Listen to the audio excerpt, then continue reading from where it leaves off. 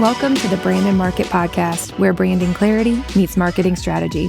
I'm your host, Allie Haney, founder of Brand and Market, a boutique agency dedicated to helping small businesses craft intentional brands and effective marketing plans. Each week, I share practical tips and insights to help you, especially those of you in real estate-related industries, build a standout brand to attract your brand's biggest fans. Let's dive in.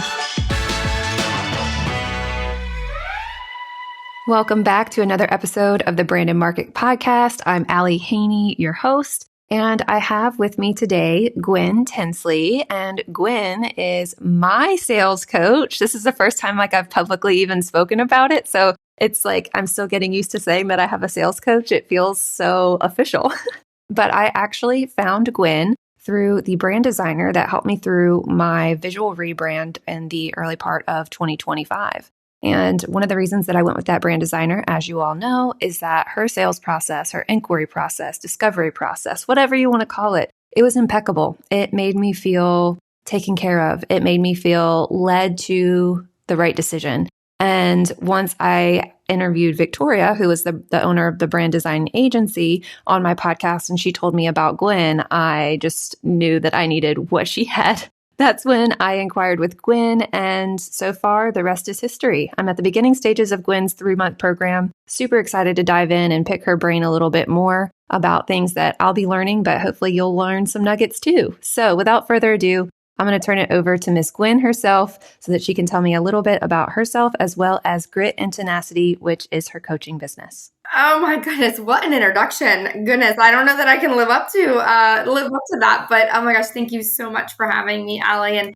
honestly, Victoria had shared with me, I remember that moment so clearly, like Victoria's like, hey, by the way, I was on a podcast interview and she asked about the sales process and gave this huge compliment. And I was like, what? And she's like, yeah, about 5 minutes in. And so I listened to the whole thing because I was just hooked, because anything that Victoria does, I love so much. And you just inspired me in your podcast as well. So I think I reached out to you just to say, thanks so much for airing that. And then one thing led to another. And yeah, it's been early stages, but I already feel so just moved and changed by the little time that we've spent together. I feel like I just connect so seamlessly with you. And that's a big part of what I love doing and who I love coaching with is the connections. So thank you for that awesome introduction. Of course. So let me share a little bit about Grit and Tenacity. I think that was the next thing there. So hi, everybody. I'm Gwen Tinsley. I am owner and CEO of Grit and Tenacity Consulting. And it's a play of words, Gwen Tinsley, Grit and Tenacity. For those of you who don't know, I dealt with a lot of grit and tenacity very early on in my life, starting with divorced parents, just a lot of trauma, being introduced to a half brother that I didn't know about until I was 10 or 11, finding out that he was half my age more than me. So finding out like a whole life story there about my parents. You grow up thinking, man, you're in this bubble, your parents are your heroes and you're an only child. And then all of a sudden, none of those things are actually the truth. And so resilience and grit and tenacity just has kind of been a theme in my life, starting at a really young age. I grew up having a learning disability that in my adult years found was wrongfully diagnosed. I just had ADHD, but as a young child, a girl particularly back then, that was well behaved, might I add. They just didn't know what they know about things like that then. So I was labeled early on with a learning disability, and things have come a really long way in the education system.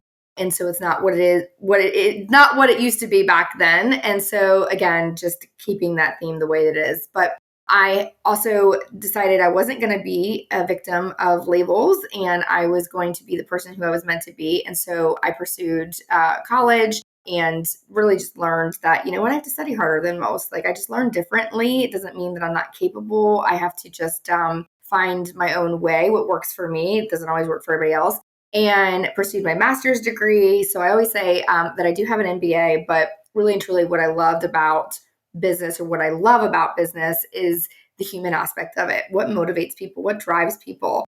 And so I do have an MBA, but I say that it's an MBA in a heart for just people in business.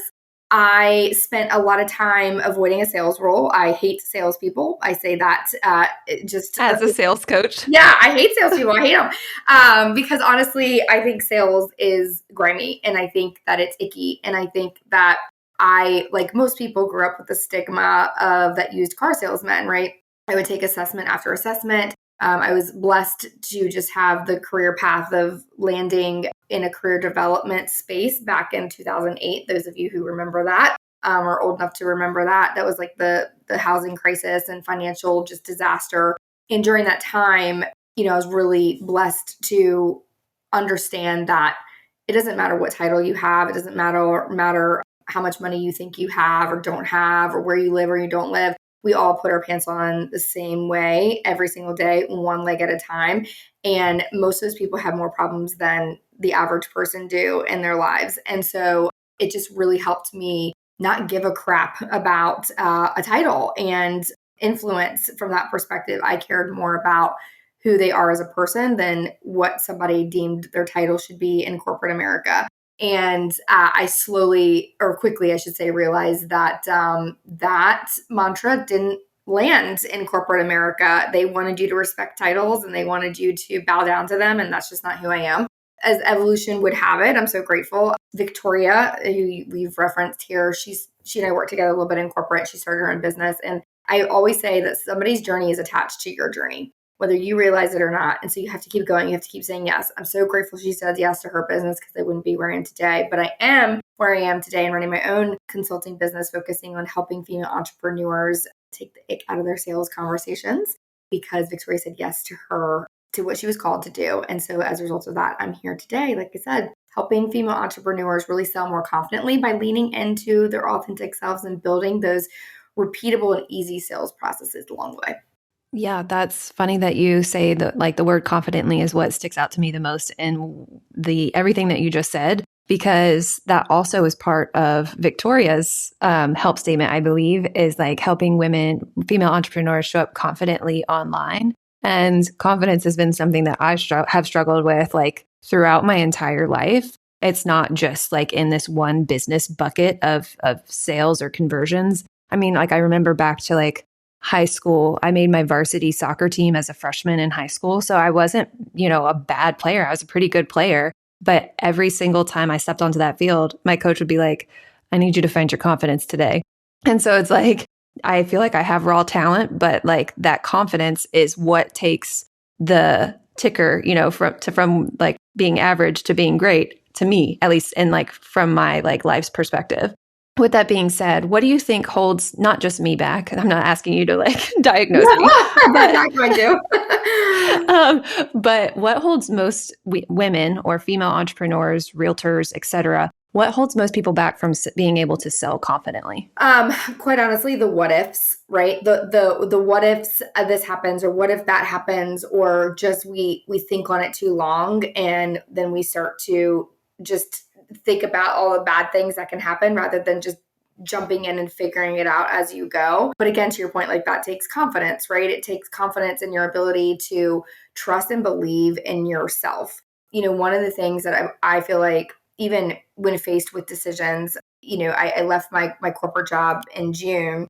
It was a very tumultuous lead up to an end anyway. But the whole time I thought, I'm going to bet on myself to get me out of a situation, or to like you have to take ownership and responsibility for 100% of your life. It is not anybody else's job to give you the life of your dreams, right? Like it is not anybody else's responsibility to give you a paycheck of 6 figures. Like it is 100% your responsibility. And when I started taking responsibility for that and going, then it was almost like, why am I staying in a situation that sucks, that's draining me, for other people? Because at that point it becomes for other people, not for yourself. And so I just have always, again, the grit and tenacity that I kind of alluded to, I've already proven, right, that I can survive through the grit and tenacity. So I know what I'm capable of. And so I'm always going to bet on myself before I let anybody else determine my fate. Yeah, when you say like all the what ifs, like it's just the analysis paralysis of it. Like I think a lot of times as women, we try to play out every situation or put ourselves in the other person's shoes of how they're going to perceive perceive things. Or like in our conversation that we had offline earlier today, I just assume that everyone perceives things exactly like I do. Having worked with so many other entrepreneurs and successful ones at that, I think one of the common threads that I see is that they're willing to fail and fail fast.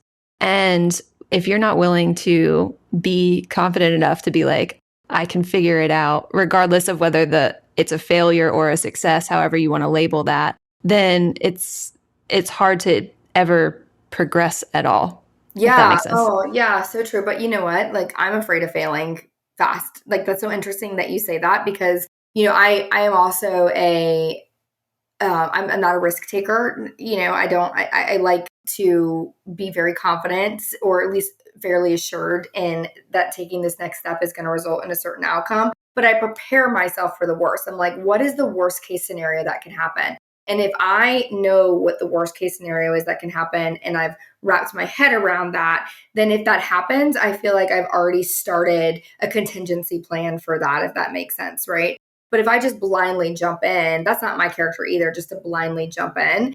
I also know that anything worth having is worth risking from that capacity too, if that makes sense. I know that things like if you want something different, you can't stay the same, right? And the definition of crazy is doing the same thing, expecting a different outcome.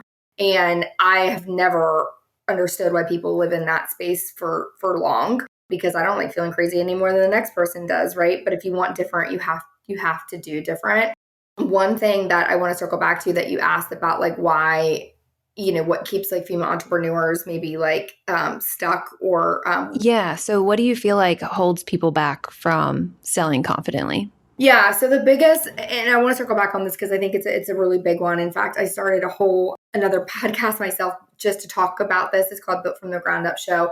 So through working with female entrepreneurs, as long as I have, one common thread that just breaks my heart that I see over and over again is that women in general don't know how to value ourselves in the business world as owners and CEOs of a business, right? And that's a lot of cultural stuff. And I think that we've done a really great job of fighting the good fight, especially in corporate. But all of a sudden, it's like we know our value in corporate or working for somebody else based off of the title, right? And the salary that is attached to that, right? We know our worth and our value based on the feedback that we get from our colleagues or our bosses in the home, even, right? Like we know our value based off of the feedback that our kids, our husbands, or those living under our roof give us, right? But then it's like we are good at something and we want to, whether it's we want to go into business because of societal demands, like, COVID, I know forced a lot of women into business because they were forced to make horrible choices of like daycare or,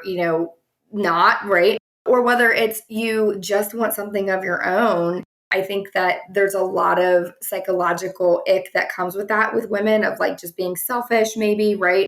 I know that there's a lot of ick that comes around the sales conversation of attaching like an exchange of money for services because as women, we're just wired to help and to give, right? And then all of a sudden, it's like we have this beautiful thing to offer. We're skilled. We know how to help people. And that's typically all we want to do. But then it's like, okay, but now you need to pay me to do that. And that's like an uncomfortable conversation for a lot of women. But then on top of that, it's they end up undervaluing themselves, right? They either offer the moon and the sky in the world and offer at a really, low price point, right? And then they end up getting burnt out because they're working crazy hours. They don't really know how to package what it is that they are so good at in a way that is going to be enticing to somebody or be able to talk about it in a way that somebody else is going to be like, yes, I need that and want that, right? Or, they end up feeling like they need to discount all the time or like, again, just pile on into the offer for someone to say yes because they just don't know the value that they bring to the table. And I think that was one of the first things that I said to you was that I don't know how to sell off of value versus even like when it comes down to service providers, like an hourly rate. That's been a big thing for me as I've transitioned from the wedding world into brand and market, the boutique marketing and branding agency, because it does have so much inherent, but also intangible value oftentimes. So I do feel like you're speaking directly to me, obviously, which is why, I signed up for your course, or your consulting. It's hard when there's not, like you said, it's based in service and not based in product. It's, of course, we have like cost of doing business, but then we get to set our own quote unquote hourly rate or service rate, whatever. And then I feel like that's where people like women just kind of go, I don't know what to do here. Well, and in the wedding world, it's like photography, right? And so they know what they're getting. They get you as a photographer on the wedding day, and in some aspect, that's a product exchange, right? I mean, the service of the photography is the service, but then they're getting an end product, which is like an album or what videography and digital photos, right? And so that's easier, I think, on both parties to say, I'm getting an outcome, right? Like I'm getting this thing that I can like touch and feel and whatever. And so when we start talking about consulting or brands and strategies and stuff, that is very intangible. And so we have to work harder to dumb things down. I know that sounds crazy, but listen, I'm like, if your sixth grader doesn't know what it is that you're saying, neither does your potential clients. Like, and that's just a rule of thumb. So if your sixth grader doesn't understand the word branding, which is like, I mean, then your audience doesn't understand the word branding either. And I know that sounds crazy because we live and we breathe that all day, every day. And you breathe that all day, every day. These other people that just have, businesses that want to look confident online. That's where Victoria gets that from, right? That's what they want. They're buying the confidence of the vehicle to get the confidence is the website and the branding. Absolutely. Absolutely.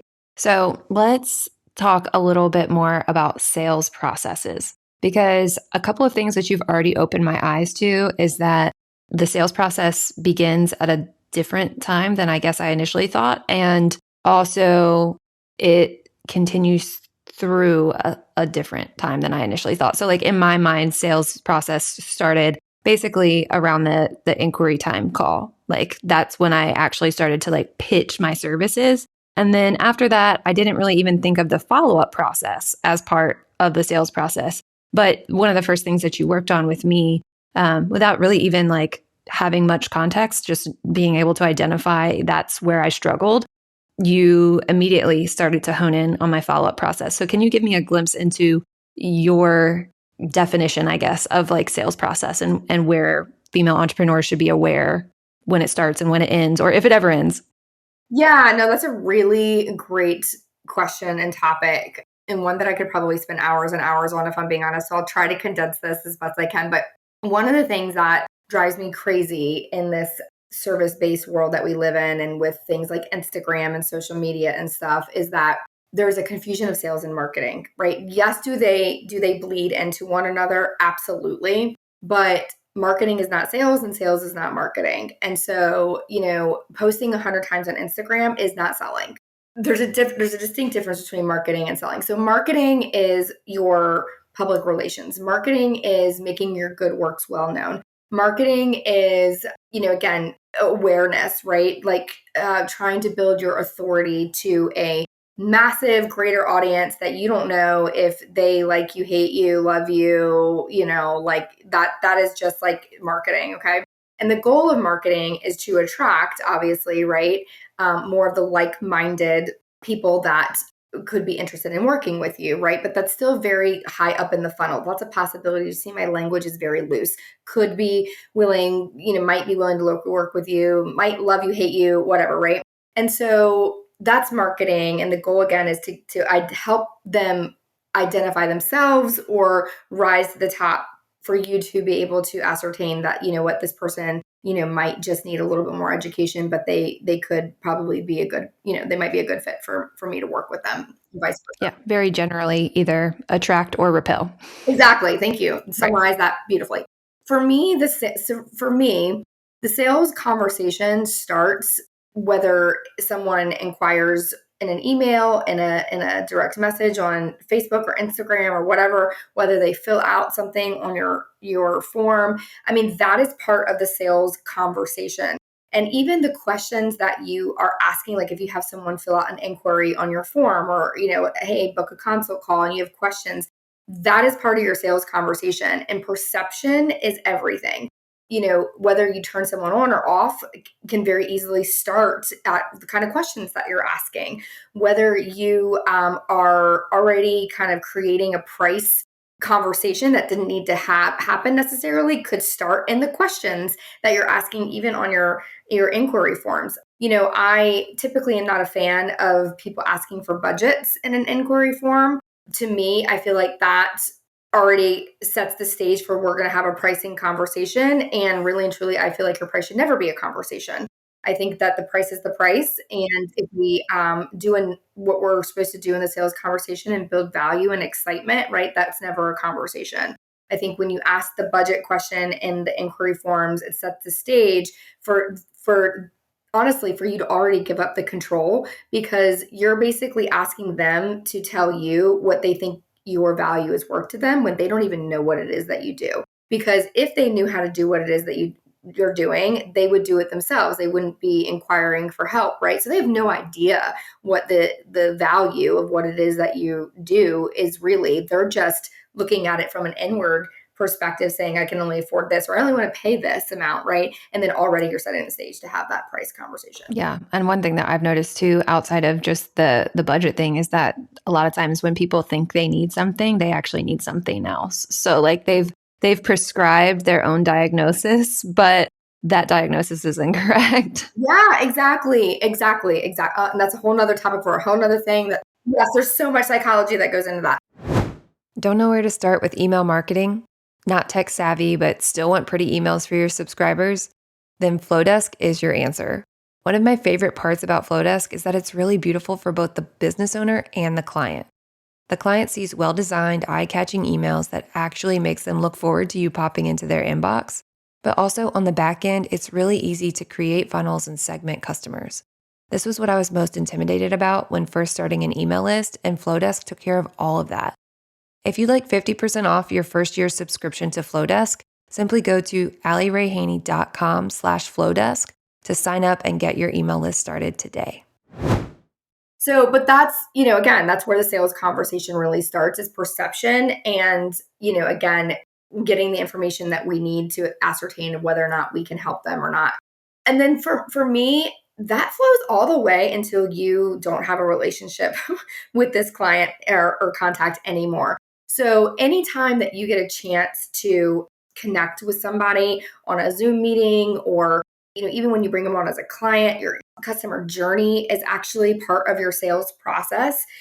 So much so that if you go and you look at corporate America, a lot of corporations had customer service departments, and that's a very reactionary thing. So it's like, hey, I have a problem, I need to call somebody and get service on it. Well, if you watch, a lot of them turned into client success departments. And so that's a more proactive approach, ensuring their success. That's a sales function, right? Because things like buyer's remorse is a real thing. So how are you, they saying they're a client, great. Now, how are you surprising and delighting them? How are you being one step ahead of them in the communication? When they have to start leading, or they have to start asking questions, or they feel like they should have information before you've given it to them, that's when that trust starts to get broken and your authority starts to get broken down. So literally everything, from the time that through, again, when you're offboarding them, right? The follow-up piece of things is a real big part of your sales conversation. So there's a lot of, I know, stigma, and women in particular, like, oh, they're busy, I don't want to bother them and stuff, right? I think we talked a little bit today even about what not following up says more of the bad things than we want it to say, because people, their perception is reality, right? So they're going to interpret things that they want to. So we have to just, make sure that we're putting systems in place like that for follow-up too. I asked you about the sales process, and you never used the word process again. You used the word sales conversation, which I thought was interesting because that just lends itself more to being approachable and leading with being able to serve people. So with that being said, what's your take on the phrase selling is serving? Yeah, yes, that is what allows me to be able to be okay with having the title of a salesperson, because I hate salespeople like that that do not have a serving heart. When I was in Mary Kay, I very quickly rose to be a director, earned free cars. I did not earn the pink Cadillac. Everybody always asks that. I was like so stinking close to it, but I did not. Anyway, but I did earn free cars, so that works. And I debuted number 3 in the nation, got a fabulous ring. Anyway, the way that I was able to do that so organically is because everybody else around me was trying to sell, right? They felt like they needed to put on these hats and like sell people in America. And I honestly was just ecstatic about what Mary Kay was doing for me in my life and the opportunity it was giving me that I wouldn't have otherwise. And all I was doing was sharing that. And people followed because they wanted to be a part of what I was sharing my life about because they wanted a piece of that. And so for me, once I realized that this is what selling could be and feel like having coffee with your best girlfriend and then just giving them a gift, and whether they take the gift or not is up to them. Like I'm giving them the gift, whether they want it or not is up to them. But I would be doing a disservice to my friends if I didn't offer them the gift. And that's how I've simplified everything. And it's just literally serving. And it sounds also like based in storytelling too, not like just, sharing the experience outside of the facts and figures or the like what the package is made of that you're trying to sell them, right? It's sharing the experience itself too. Yeah, it's just being human. It's like my sales formula is authenticity plus curiosity plus the natural desire to want to help equals confident selling.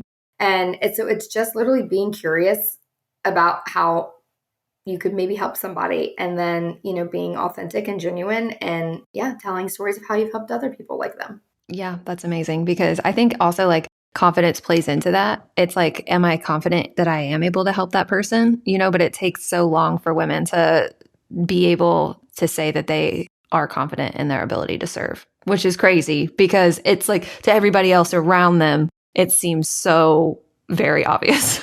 I mean, there are days, don't get me wrong. I mean, there are days like just coming off of this for like full transparency, right? Like I took a vacation and I came back from vacation, and although I needed it, I came back and I'm like, oh my God, I have not talked to anybody and like any of my clients in a week. Like, and then I started spiraling a little bit and I was like, they must be mad at me. They must not think that I'm valuable. I don't want them to, ask for a refund, because they haven't heard from me. And even though like I did all the things to like set people up to let them know I was going out, and everybody's been so gracious and stuff. But it took like 2 days to realize, no, Gwen, like they have lives too. And, they were on vacation too, or, whatever. It's all fine. You probably thought that about me.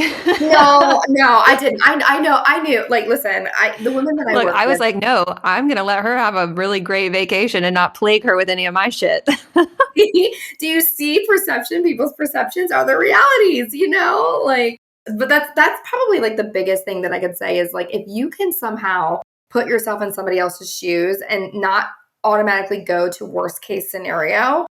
Another example of this, right before I went out on vacation, I had a really great chat with this woman.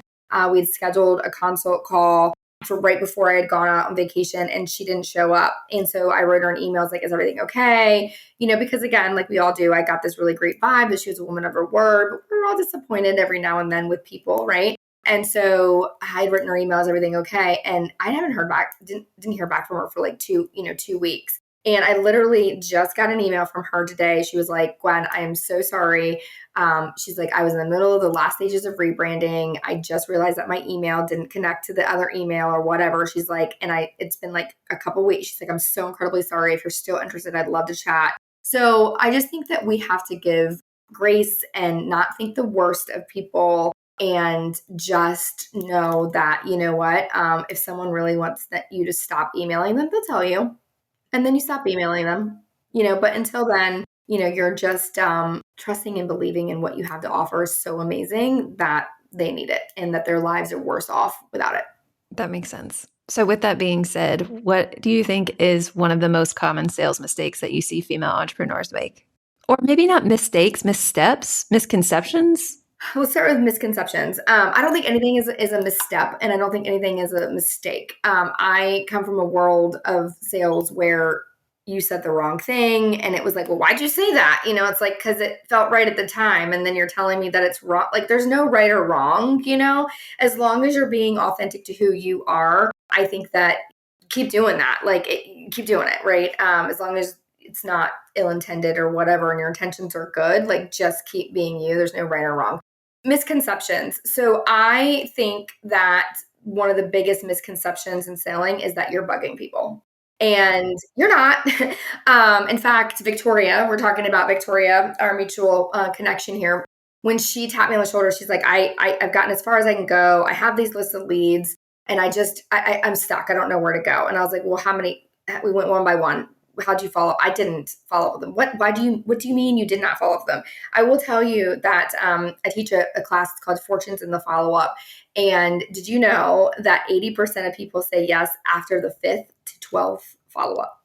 5th to 12th? 5th to 12th follow-up. Oh, dear goodness. I have like 2 follow-up emails that I send, maybe. Don't worry. And that's if they get a specific, that's if they get into like a specific workflow through my inquiry form on my website. Like that doesn't have anything to do with, I can't imagine DMing somebody on Instagram like 5 to 12 times. Well, and here's the thing though, right? Like, here's another thing. No one wants to be DM'd or sent an email saying like, hey, just checking in. Are you ready? Are you ready? Like, hey, that's gross too, right? Like, we're not doing that. So I'm all about helping you add value to people's lives every step of the way in the sales process. So my goal is always for people to walk away, whatever the conversation is with me, feeling like it was worth their time, right? So maybe it's not that we ended up working together, but you know what? I'm going to give them a resource that is going to maybe help them, have a different thought around something that we talked about, right? That could be like a blog post or a podcast recording that I've done, or maybe I'm even going to introduce them to somebody else, right? Like I want to be helpful in some way after every conversation. So that's always like at the forefront of what I try to do. And so the same thing with a follow-up, right? I always, the follow-ups to me are, I have a formula that I'd follow, and it's kind of complicated when I just say it out, but it's intentionally, like, for instance, like if you did a sales demo, I always try to follow up with a next intentioned date for us to connect. Like I don't just always send it out and say, okay, let me know, right? It's always, hey, let's put some time on the calendar. I know we went over a lot today. I know you're going to have questions. I want to be available to you. What works for you, right? And then, the 5th through 12th, it's a combination of like, hey, I had you in my mind. Here's a helpful resource. Any updates on your end, right? And then the next one is like, hey, wanted to connect. I know that you had said there's a timeliness to this.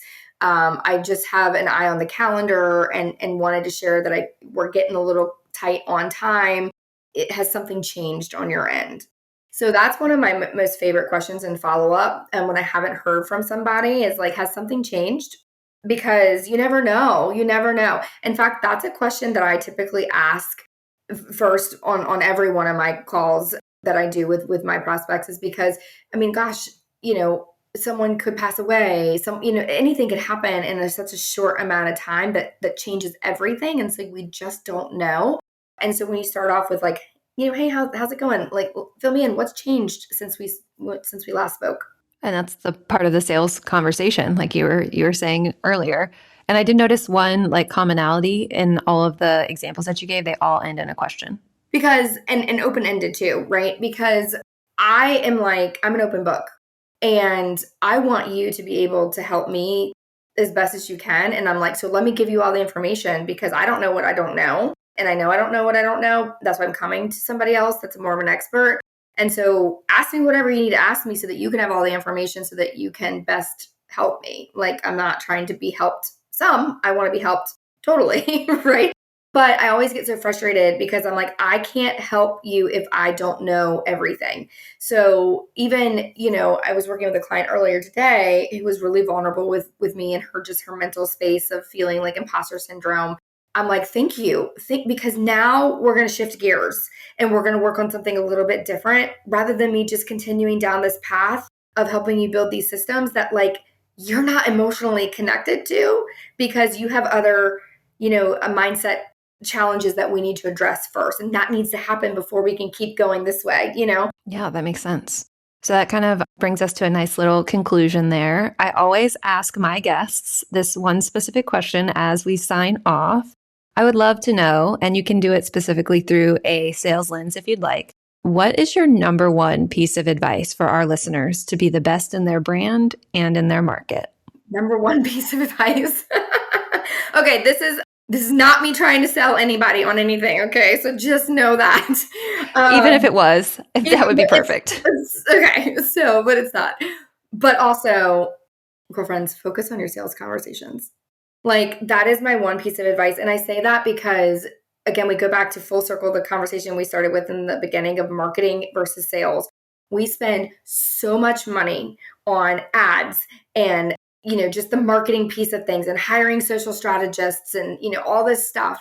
Yes. Yeah. Are Not they even important? just like money being spent, but also time and like mental space being spent. Oh, I was getting ready to go there with all that. Yeah. So like Oh, time, sorry. no, you beautifully filled that. So like time, monetary money, energy, literally, I would say like 75% of women feel like they need to spend their time, effort, and energy over there.